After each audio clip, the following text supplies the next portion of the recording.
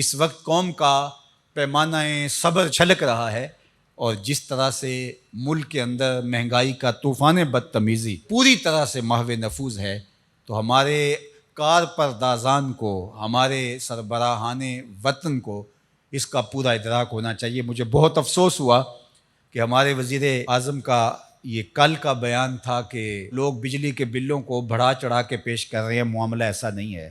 اور میاں کس کونے میں بیٹھے ہوئے ہو؟ ذرا آ کر کے دیکھو، غریبوں کے لیے تو زندگی برقرار رکھنا اوکھا ہو گیا ہے۔ وہ بچوں کی فیس دیں یا بل بھریں، وہ بچوں کے لیے کھانے پینے کا انتظام کریں یا اتنے بھاری بل بھریں۔ 30، 35، 25، 20 ہزار روپیہ یہ معمول کی عام شخص کی جو ہے وہ آمدنی ہے مہینے کی۔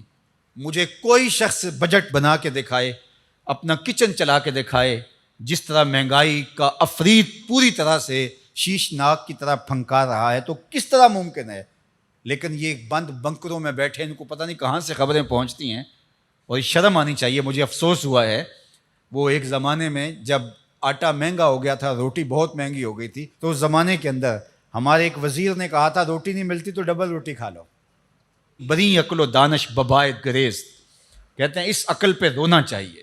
جو روٹی خرید نہیں سکتا وہ ڈبل روٹی کہاں سے خریدے گا؟ تو کہا کہ یہ خام خواہ کا واویلا مچا رہے ہیں، حالات ایسے نہیں ہیں، ذرا آ کے میدان میں دیکھو تو صحیح۔ جو غریب آدمی اپنی ماہانہ تنخواہ سے زیادہ بل کی پرچی لیے کھڑا ہے، کس طرح معاشرت کے اندر اپنی زندگی گزار سکتا ہے؟ تو اس کا اگر پیمانہ چھلک گیا اور حالات کنٹرول سے باہر ہو گئے تو اس وقت ہمارا ملک اس کا متحمل نہیں ہے۔ ہمارے جو معاشی حالات ہیں بالکل اس کے متحمل نہیں ہیں، اور اس وقت جو لوگوں کو عدم اطمینان ہے، پاکستان کے ہر شعبے سے، ہر ادارے سے، حکومت سے، سب لوگوں سے لوگ اکتائے بیٹھے ہیں۔ تو یہ در کھل گیا نا تو پھر یہ بند ہونا مشکل ہو جائے گا۔ اس لیے اس پر غور و تدبر کیا جائے اور لوگوں کے پیمانہ صبر کو لبریز ہونے سے روکا جائے۔ اللہ میرے وطن کو اپنی رحمتوں کے حصار میں